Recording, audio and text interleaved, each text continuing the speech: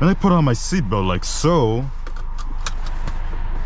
it tugs me in. Like, fam, I can't lie, German cars are always something when it comes to the luxury type of it.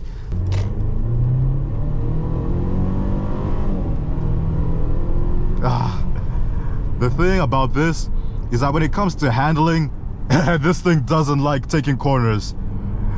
The body roll is crazy, and since you don't have bucket seats, you're kind of jolted a little bit around in your seat. 3, 2, 1. Ooh.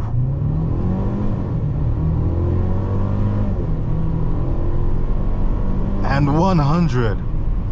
Let's say someone cuts me off or someone does me dirty in this 2022 Mercedes-Benz GLC 300. I want to honk the horn at them. 3, 2, 1. I'll wait for this guy to go so that he doesn't think I'm road raging at him. 3, 2, 1. Okay. Gets the point across. Ladies and gentlemen, today you guys join me in a 2022 Mercedes-Benz GLC 300. And yes, this is a turbocharged 4-cylinder pushing 400 horsepower, 9-speed automatic transmission. And this is what she sounds like when we start her up. Little rev check while we're at it. And before you guys get mad at me, the engine is already warm, as you can see down here, but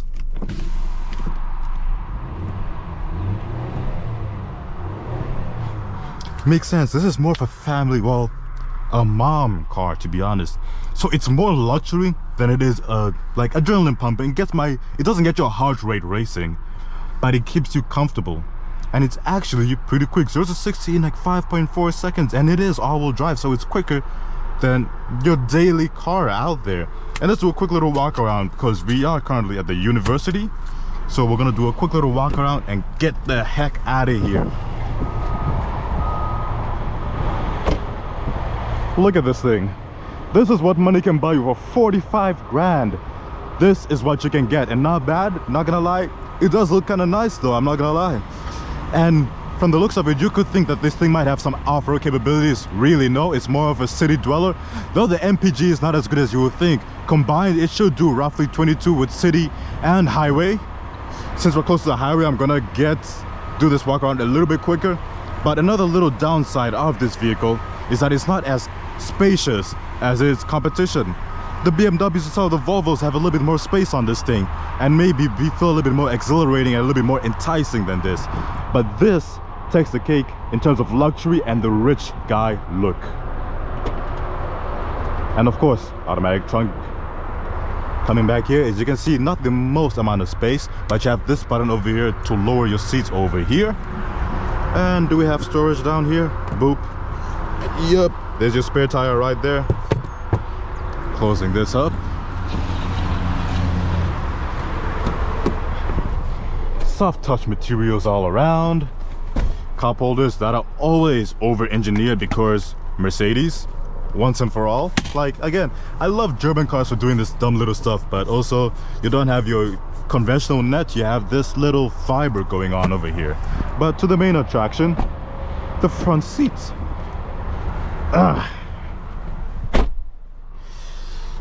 10.25 inches of screen, Apple CarPlay, Android Auto, a little bit of analog, a little bit of digital gauge clusters. For those who don't know, so that you don't look like a fool, this is how you adjust your seats. Moving forward, moving backward. And if you're wondering where your heated seats are, they're right here as well. They're not gonna be down here because that would be way too many buttons, so we allocated them to the doors. Makes it look a little bit more fancy. And when you're telling your date that, hey, oh, she's asking how do I adjust my seat, you'll be like, oh, it's just like this. The adjustments are all over here, and you know what? It's not bad. Coming over here, you got your cup holders, and you think you have wireless charging, but no, this looks more like a place where I can store my coins, really. So put my keys over here. Nice infotainment system, pretty responsive, can't even lie. Now putting it in drive, as usual, the Mercedes Prindle is over here, so now you're in drive. This is reversed with your backup camera and push it to be in park. So let's go for a drive. Put it in our sportiest setting, that is Sport Plus. And it warns you, do not go in Sport Plus with the roof rack, with something on your roof. And another thing I love is that when I put on my seatbelt, I'll do it again for you guys. When I put on my seatbelt like so, it tugs me in. Like, fam, I can't lie, German cars are always something when it comes to the luxury type of it. They always do a little bit extra just because they can, and I rock with it heavy.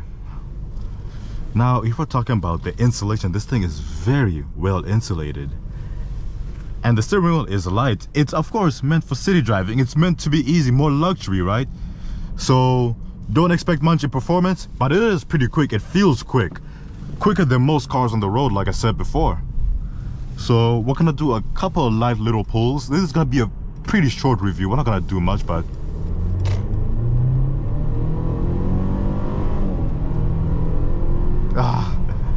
the thing about this is that when it comes to handling, this thing doesn't like taking corners.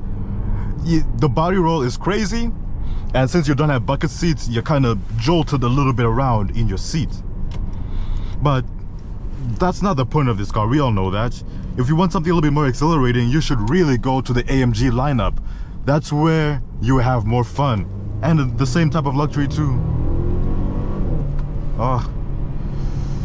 We're gonna try a little 0 to 60. It's a little bit of a downhill slope over here, but we should get a pretty decent 0 to 60. And since this thing is all-wheel drive, I really don't think we're gonna struggle for traction as much. Well, we're not even gonna struggle for traction. It's all-wheel drive. We are gonna get the good traction.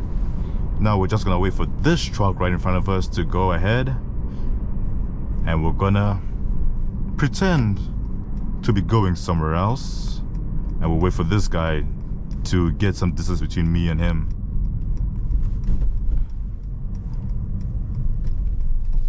And we'll pretend we're gonna put our hazards on as if something is wrong, but we'll just wait for all the cars behind us to just overtake, and then we'll do a proper little 0 to 60. And I can't lie, I would like to review that one. That one is like a big body and it looks good. So we're gonna do this. And since it's downhill, we're probably gonna accelerate a little bit quicker, but okay, 3, 2, 1. Ooh.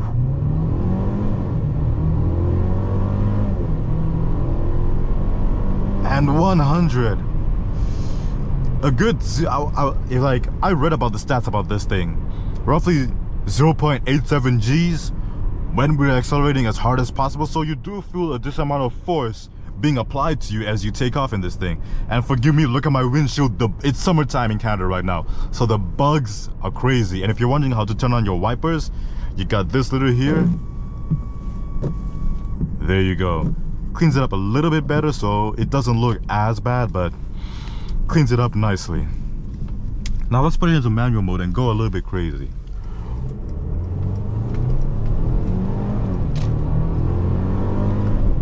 The paddle shifters are very nice. The 9-speed automatic transmission is also peppy. Okay.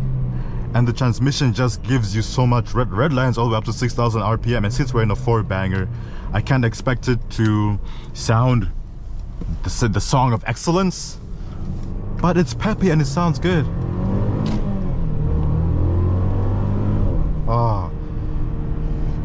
And the little shift farts are still there as well. Wow, like, this is a very capable vehicle. I can't even lie, this thing is very capable. We're gonna hop into this parking lot, make a quick U-turn, do a little horn test, and call this quick little reviewer wrap, because again, it's a slightly older car. Like, what? We're in 2025 and we're in 2022, so 3-year difference. And it's been holding up well.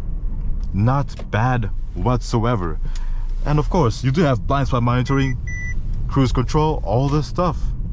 And it's urging me to shift up, but we're gonna shift down instead, and we're gonna do a little horn test when the road clears up, so people don't think I'm road raging at them, because that would be pretty awkward to try and explain, oh no, I'm doing a little review with a camera strapped to my face. Like, it's the camera intimidates people, so at least they won't try and road rage too hard.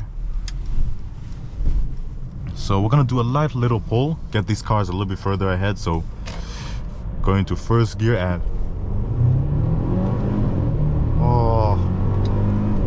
the thing is, the transmission is so nice too. Like, I can't, as much as this thing is just essentially a simple family SUV kids will call this a mom car, but it's so entertaining still. And people, like, from what I've experienced, it's not even the most peppiest or most exhilarating thing out there, but it is very, very enjoyable. Super enjoyable, in fact. That if you go to the AMG lineup, man, life would be interesting for you. But let's say someone cuts me off or someone does me dirty in this 2022 Mercedes-Benz GLC 300. I want to honk the horn at them.